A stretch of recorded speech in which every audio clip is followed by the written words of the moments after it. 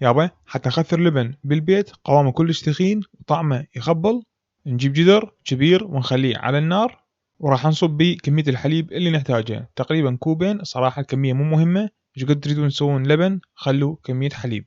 نمسح هذا الميز، والله العالم راح تحكي علينا.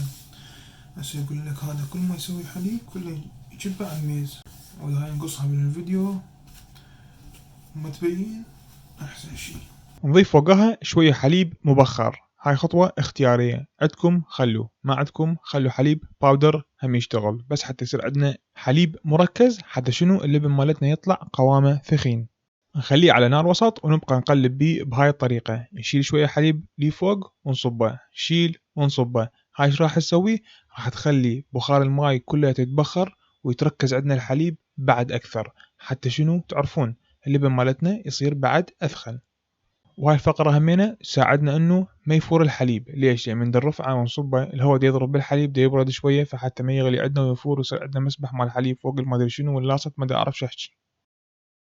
نجيب مصفي نخليه فوق الكاسة، وهسه راح نصفي الحليب مالتنا كلياته. ليش؟ حتى اذا اكو اي تكتلات او الشعب مال الجدر شوية لجعت نقدر نشيلها بالمصفي ويبقى عندنا قوام كلش صافي. نجيب قلاص وراح ناخذ لنا تقريبا كمشة او كمشتين صغار من الحليب مالتنا ونخليهم بهذا القلاص ونخليهم على صفحة اثنيناتهم يبردون، يصيرون تقريبا بحارة مو كلش حارة ولا كلش باردة. من نخلي اصبعنا بيها نحسب من 1 إلى 15 بحيث ايدنا تتحمل وما تحترق.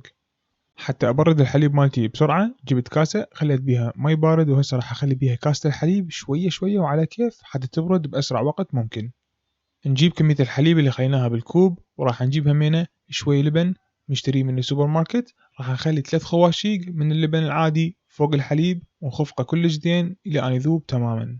هسه الحليب مالتنا وصل بالحرارة المطلوبة، ايش راح نسوي؟ راح نجيب اللبن اللي خفقناه ويا الحليب وراح نصبه شوية شوية من الأطراف داخل الحليب الدافي.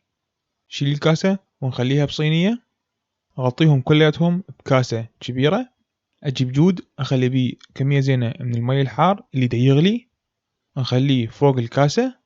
وهسه راح نغطيهم كلش زين بكم وصلة، لأن لازم اللبن مالتنا يحافظ على حرارة وحدة تقريبا 8 إلى 10 ساعات. الحرارة المطلوبة لازم تكون ما بين 115 إلى 110 فرنهايت، فهذا تقريبا راح يجيب لنا هالحرارة هاي لهالفترة هاي.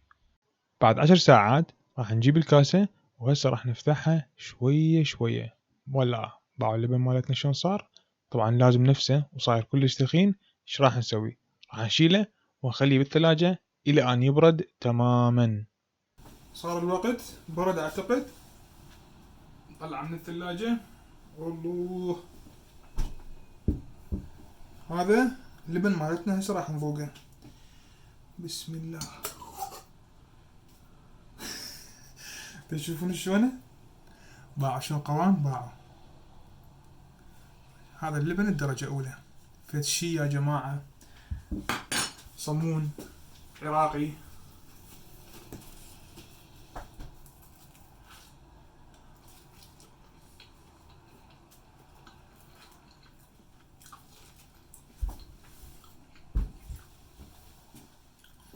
ما ادري ايش احكي. يلا المهم فد شي يا جماعة، جربوه وادعوا لي في مال الله.